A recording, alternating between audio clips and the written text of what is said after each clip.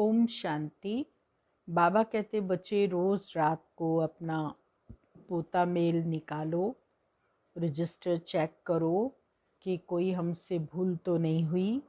अगर हुई है तो उसको करेक्ट करो नेक्स्ट डे के लिए, और सोचो कि अब आगे से ऐसा नहीं होना चाहिए।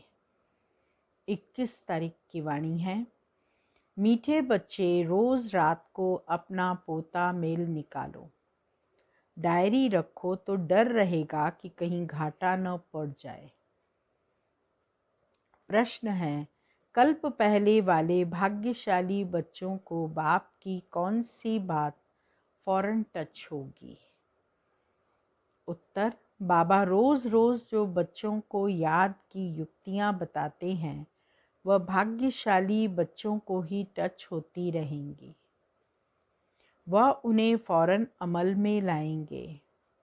बाबा कहते बच्चे कुछ टाइम एकांत में बगीचे में जाकर बैठो, बाबा से मीठी मीठी बातें करो, अपना चार्ट रखो तो उन्नति होती रहेगी। ओम शांति। मिलिट्री को पहले पहले सावधान किया जाता है।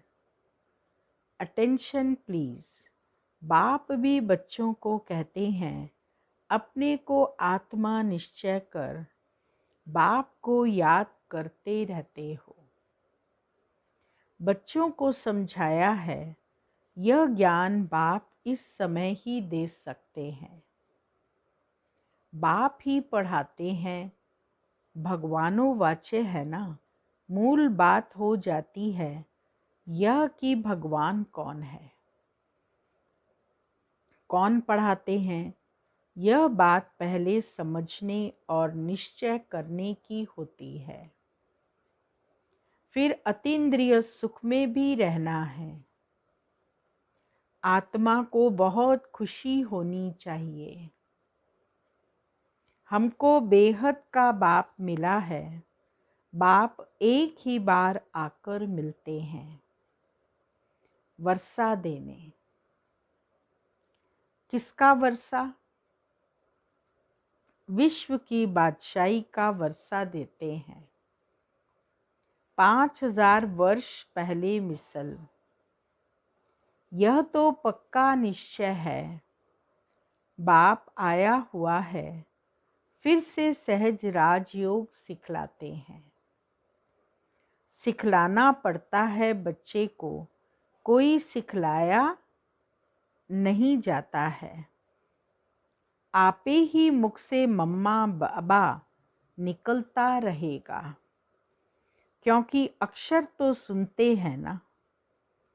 यह है रूहानी बाप। आत्मा को आंतरिक गुप्त नशा रहता है। आत्मा को ही पढ़ना है। परम पिता परमात्मा तो नॉलेजफुल है ही, वह कोई पढ़ा नहीं है, उसमें नॉलेज है ही। किसकी नॉलेज है? यह भी तुम्हारी आत्मा समझती है। बाबा में सारे सृष्टि के आदि मध्यंत की नॉलेज है। कैसे एक धर्म की स्थापना और अनेक धर्मों का विनाश होता है, यह सब जानते हैं। इसीलिए उनको जानी जाननहार कह देते हैं। जानी जाननहार का अर्थ क्या है, यह कोई भी बिल्कुल जानते नहीं है। अभी तुम बच्चों को बाप ने समझाया है कि यह स्लोगन भी ज़रूर लगाओ कि मनुष्य होकर अगर क्रिएटर और रचना के आदि मध्यंत ड्यूरेशन रिपीटेशन को नहीं जाना तो क्या कहा जाए। यह रिपीटेशन अक्षर भी बहुत ज़रूरी है। करेक्शन तो होती रहती है ना। गीता का भगवान कौन? यह चित्र बड़ा फर्स्ट क्लास है। सारे वर्ल्ड में यह है सबसे नंबर 1 भूल। परम पिता परमात्मा को न जानने के कारण फिर कह देते सब भगवान के रूप हैं। जैसे छोटे बच्चे से पूछा जाता है, तुम किसका बच्चा हो? कहेंगे फलाने का बच्चा हूँ। फलाना किसका बच्चा? फलाने का। फिर कह देंगे वह हमारा बच्चा। वैसे यह भी भगवान को जानते नहीं तो कह देते हम भगवान हैं। इतनी पूजा भी करते हैं परंतु समझते नहीं। गाया जाता है ब्रह्मा की रात तो जरूर ब्राह्मण ब्राह्मणियों की भी रात होगी। यह सब धारण करने की बातें हैं। यह धारणा उनको होगी जो योग में रहते हैं। याद को ही बल कहा जाता है। ज्ञान तो है सोर्स ऑफ इनकम। याद से शक्ति मिलती है जिससे विकर्म विनाश होते हैं। तुम्हें बुद्धि का योग बाप से लगाना है। यह ज्ञान बाप अभी ही देते हैं, फिर कभी मिलता ही नहीं। सिवाय बाप के कोई दे न सके। बाकी सब हैं भक्ति मार्ग के शास्त्र। कर्म कांड की क्रियाएं, उसको ज्ञान नहीं कहेंगे। स्पिरिचुअल नॉलेज एक बाप के पास है और वह ब्राह्मणों को ही देते हैं। और कोई के पास स्पिरिचुअल नॉलेज होती नहीं। दुनिया में कितने धर्म मठ पंथ हैं, कितनी मतें हैं। बच्चों को समझाने में कितनी मेहनत होती है। कितने तूफान आते हैं। गाते भी हैं, नैया मेरी पार लगाओ। सबकी नैया तो पार नहीं जा सकती। कोई डूब भी जाएगी, कोई खड़ी हो जाएगी। 2-3 वर्ष हो जाते हैं, कईयों का पता ही नहीं। कोई तो पुर्जा पुर्जा हो जाते हैं, कोई वहाँ ही खड़े हो जाते हैं। इसमें मेहनत बहुत है। आर्टिफिशियल योग भी कितने निकले हैं। कितने योग आश्रम हैं, रूहानी योग आश्रम कोई हो न सके। बाप ही आकर आत्माओं को रूहानी योग सिखलाते हैं। बाबा कहते हैं यह तो बहुत सहज योग है। इन जैसा सहज कुछ भी है नहीं। आत्मा ही शरीर में आकर पार्ट बजाती है। 84 जन्म मैक्सिमम है, बाकी तो कम कम होते जाएंगे। यह बातें भी तुम बच्चों में कोई की बुद्धि में है। बुद्धि में धारणा बड़ा मुश्किल होती है। पहली बात बाप समझाते हैं, कहाँ भी जाते हो तो पहले पहले बाप का परिचय दो। बाप का परिचय कैसे देवें, इसके लिए युक्ति रची जाती है। वह जब निश्चय हो तब समझें, बाप तो सत्य है। जरूर बाप सत्य बातें ही बताते होंगे। इनमें संशय नहीं लाना चाहिए। याद में ही मेहनत है। इसमें माया ऑपोजिशन करती है। घड़ी घड़ी याद भुला देती है। इसीलिए बाबा कहते हैं चार्ट लिखो। तो बाबा भी देखे कौन कितना याद करते हैं। 1/4% भी चार्ट नहीं रखते। कोई कहते हैं हम तो सारा दिन याद में रहता हूँ। बाबा कहते हैं यह तो बड़ी मुश्किल है। सारा दिन रात तो बंधेलियां जो मार खाती रहती वह याद में रहती होंगी। शिव बाबा कब इन संबंधियों से हम छूटेंगे। आत्मा पुकारती है, बाबा हम बंधन से कैसे छूटे। अगर कोई बहुत याद में रहते हैं तो बाबा को चार्ट भेजे, डायरेक्शन मिलते हैं। रोज रात को अपना पोता मेल निकालो, डायरी रखो।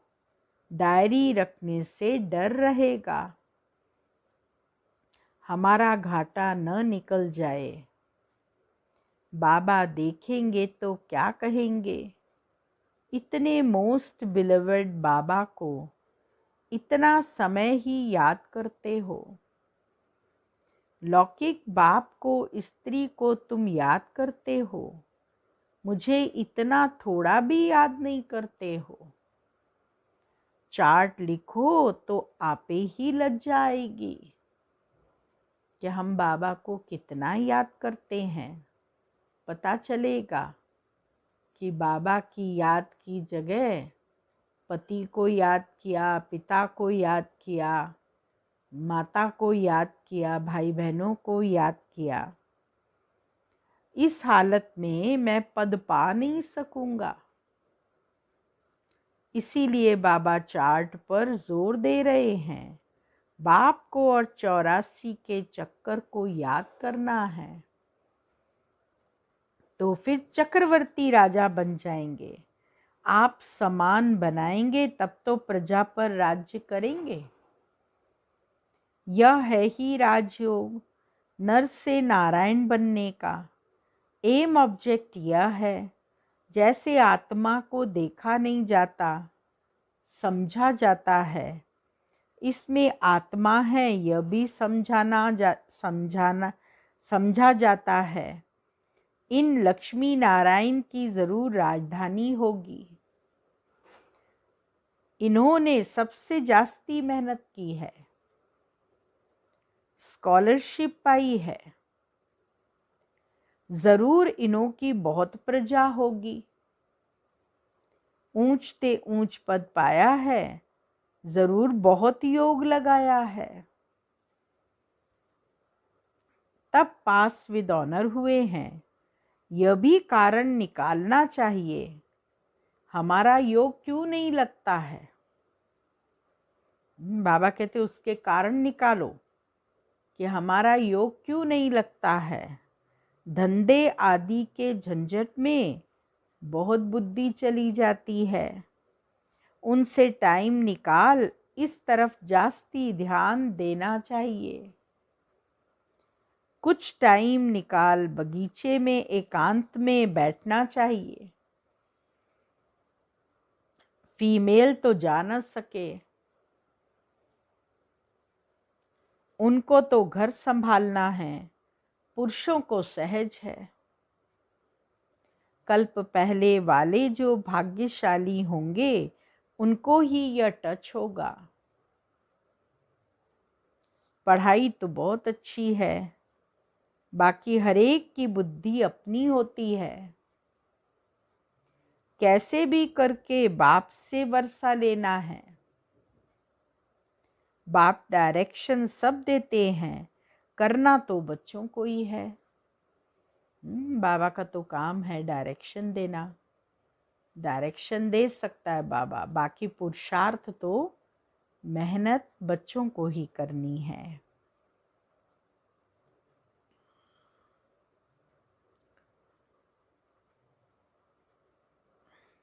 करना तो बच्चों को ही है, बाबा डायरेक्शन देंगे जनरल। एक एक पर्सनल भी आकर कोई पूछे तो राय दे सकते हैं। तीर्थों पर, बड़े बड़े पहाड़ों पर जाते हैं तो पंडे लोग सावधान करते रहते हैं। बड़ी मुश्किलात से जाते हैं, तुम बच्चों को तो बाप बहुत सहज युक्ति बताते हैं। बाप को याद करना है, शरीर का भान खत्म करना है। बाप कहते हैं मुझे याद करो, बाप आकर नॉलेज दे चले जाते हैं। आत्मा जैसा तीखा रॉकेट और कोई हो नहीं सकता। तो लोग मून आदि तरफ जाने में कितना टाइम वेस्ट करते हैं। चांद पर जाना है, उसके लिए रॉकेट का निर्माण करो, फिर उसको भेजो, पहुंचने में कितना दिन लगेंगे, फिर वहाँ पर देखने जाते हैं, पत्थर बीनने जाते हैं, धरती का वो करते हैं, अनुसंधान करते हैं, वहाँ कुछ क्या निकला है क्या है, फिर आते हैं। तो बाबा कहते कि कितना टाइम वेस्ट होता है। वो लोग मून आदि तरफ जाने में कितना टाइम वेस्ट करते हैं। यह भी ड्रामा में नूंद है। यह साइंस का हुनर भी विनाश में मदद करता है। वह है साइंस, तुम्हारी है साइलेंस। अपने को आत्मा समझ बाप को याद करना है, यह है डेड साइलेंस। मैं आत्मा शरीर से अलग हूँ। डेड साइलेंस का अनुभव करना ये भी बहुत आवश्यक है, और उसी चीज़ का अनुभव ही हमें परम धाम का अनुभव करा सकता है। मैं आत्मा शरीर से अलग हूँ। शरीर से आत्मा को अलग करो, और केवल करो नहीं, संकल्पों के माध्यम से नहीं, परंतु उसका अनुभव भी करो। यह शरीर पुरानी जूती है, सर्प कछुए के मिसाल भी तुम्हारे लिए हैं। तुम ही कीड़े जैसे मनुष्यों को भू भू कर मनुष्य से देवता बनाती हो। विषय सागर से क्षीर सागर में ले जाना तुम्हारा काम है। सन्यासियों को यह यज्ञ तप आदि कुछ भी करना नहीं है। भक्ति और ज्ञान है ही गृहस्थियों के लिए। उन्हों को तो सतयुग में आना ही नहीं है। वह क्या जाने इन बातों से। यह भी ड्रामा में नूंद है इस वृत्ति मार्ग वालों की। जिन्होंने पूरे 84 जन्म लिए हैं, वही ड्रामा अनुसार आते रहेंगे। उसमें भी नंबर वार निकलते रहेंगे। माया बड़ी प्रबल है, आंखें बड़ी क्रिमिनल हैं। ज्ञान का तीसरा नेत्र मिलने से आंखें सिविल बनती हैं। फिर आधा कल्प कभी क्रिमिनल नहीं होंगी। यह है बड़ी धोखेबाज। आंखें हैं बड़ी धोखेबाज। तुम जितना बाप को याद करेंगे, उतना कर्म इंद्रियां शीतल होंगी। फिर 21 जन्म कर्म इंद्रियों को चंचलता में आना नहीं है। वहाँ कर्म इंद्रियों में चंचलता होती नहीं। सब कर्म इंद्रियां शांत सतोगुणी रहती हैं। देह अभिमान के बाद ही सब शैतानी आती है। बाप तुमको देही अभिमानी बनाते हैं। आधा कल्प के लिए तुमको वर्षा मिल जाता है। जितनी जो मेहनत करते हैं, उतना उच्च पद पाएंगे। मेहनत करनी है देही अभिमानी बनने की, फिर कर्म इंद्रियां धोखा नहीं देंगी। अंत तक युद्ध चलती रहेगी। जब कर्मातीत अवस्था को पाएंगे, तब वह लड़ाई भी शुरू होगी। दिन प्रतिदिन आवाज होता जाएगा, मौत से डरेंगे। बाबा कहते हैं यह ज्ञान सबके लिए है, सिर्फ बाबा का परिचय देना है। हम आत्माएं सब भाई भाई हैं। सब एक बाप को याद करते हैं। गॉड फादर कहते हैं करके कोई नेचर को मानने वाले होते हैं, परंतु गॉड तो है ना, उनको याद करते हैं मुक्ति, जीवन मुक्ति के लिए। मोक्ष तो है नहीं, वर्ल्ड की हिस्ट्री ज्योग्राफी को रिपीट करना है। बुद्धि भी कहती है जब सतयुग था तो एक ही भारत था, मनुष्य तो कुछ भी नहीं जानते। इन लक्ष्मी नारायण का राज्य था ना, लाखों वर्ष की बात हो न सके। लाखों वर्ष होते तो कितनी ढेर संख्या हो जाती। बाप कहते हैं अब कलयुग पूरा हो, सतयुग की स्थापना हो रही है। वह समझते हैं कलयुग तो अजुन बच्चा है, इतने हजार वर्ष की आयु है। तुम बच्चे जानते हो यह कल्प है ही 5000 वर्ष का। भारत में ये स्थापना हो रही है, भारत ही अब स्वर्ग बन रहा है। अभी हम श्रीमत पर राज्य स्थापन कर रहे हैं। अब बाप कहते हैं मामेकम याद करो। पहला पहला शब्द ही यह दो है। जब तक बाप पर निश्चय नहीं होगा तब तक प्रश्न पूछते रहेंगे। फिर कोई बात का उत्तर नहीं मिलेगा तो समझेंगे यह जानते कुछ भी नहीं है और कहते हैं भगवान हमको पढ़ाते हैं। इसीलिए पहले पहले तो एक ही बात पर ठहर जाओ। अब पहले बाप का निश्चय करो कि बरोबर सभी आत्माओं का बाप एक ही है और वह है रचता, तो ज़रूर संगम पर ही आएंगे। बाबा कहते हैं मैं युगे युगे नहीं, कल्प के संगम युग पर आता हूँ। मैं हूँ ही नई सृष्टि का रचयिता, तो बीच में कैसे आऊँगा? नई सृष्टि की स्थापना करने के लिए आता हूँ, तो बीच में कैसे आऊँगा? मैं आता ही हूँ पुरानी और नई के बीच में। इनको पुरुषोत्तम संगम युग कहा जाता है। तुम पुरुषोत्तम भी यहाँ बनते हो। लक्ष्मी नारायण सबसे पुरुषोत्तम है। एम ऑब्जेक्ट कितनी सहज है। सबको बोलो ये स्थापना हो रही है। बाबा ने कहा है पुरुषोत्तम अक्षर ज़रूर डालो, क्योंकि यहाँ तुम कनिष्ठ से पुरुषोत्तम बनते हो। ऐसी ऐसी मुख्य बातें भूलनी नहीं चाहिए और संवत की डेट भी ज़रूर लिखनी चाहिए। यहाँ तुम्हारी पहले से राजाई शुरू हो जाती है। औरों की राजाई पहले से नहीं होती, वो तो धर्म स्थापक आए तब उनके पीछे उनके धर्म की वृद्धि हो, करोड़ों बने तब राजाई चले। तुम्हारी तो शुरू से सतयुग में राजाई होगी। यह किसको भी बुद्धि में नहीं आता कि सतयुग में इतनी राजाई कहाँ से आई। कलयुग अंत में इतने ढेर धर्म हैं, फिर सतयुग में एक धर्म एक राज्य कैसे हुआ। कितने हीरे जवाहरातों के महल हैं। भारत ऐसा था जिसको पैराडाइज कहते थे। 5000 वर्ष की बात है, लाखों वर्ष का हिसाब कहाँ से आया।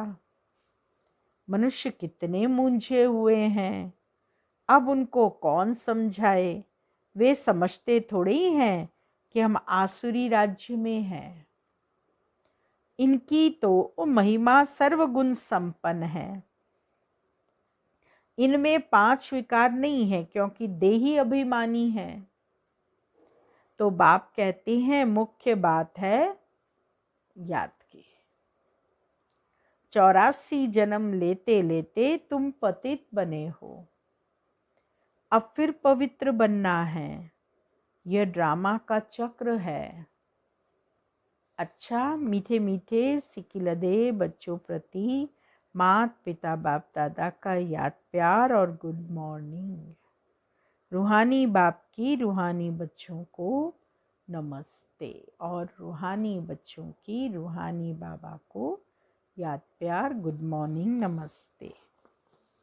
मुख्य सार है पहला पॉइंट, ज्ञान से तीसरे नेत्र को धारण कर अपनी धोखेबाज आँखों को सिविल बनाना है। याद से ही कर्मेंद्रियाँ शीतल सतोगुणी बनेंगी, इसीलिए यही मेहनत करनी है। दूसरा पॉइंट, धंधे आदि से टाइम निकाल एकांत में जाकर याद में बैठना है।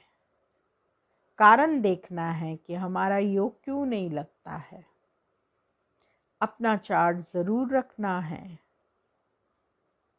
वरदान है, निर्णय शक्ति और कंट्रोलिंग पावर द्वारा सदा सफलता मूर्त भव। किसी भी लौकिक या अलौकिक कार्य में सफलता प्राप्त करने के लिए विशेष कंट्रोलिंग पावर और जजमेंट पावर की आवश्यकता होती है, क्योंकि जब कोई भी आत्मा आपके संपर्क में आती है तो पहले जज करना होता है कि इसे किस चीज़ की ज़रूरत है। नब्ज़ द्वारा परख कर उसकी चाहना प्रमाण उसे तृप्त करना और स्वयं की कंट्रोलिंग पावर से दूसरे पर अपनी अचल स्थिति का प्रभाव डालना। यही दोनों शक्तियाँ सेवा के क्षेत्र में सफलता मूर्त बना देती हैं। स्लोगन, सर्वशक्तिवान बाप को साथी बना लो तो माया पेपर टाइगर बन जाएगी।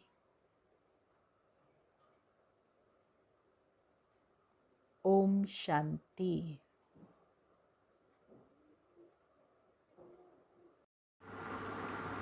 दिल से कहो मेरा बाबा, प्यार से कहो मेरा बाबा।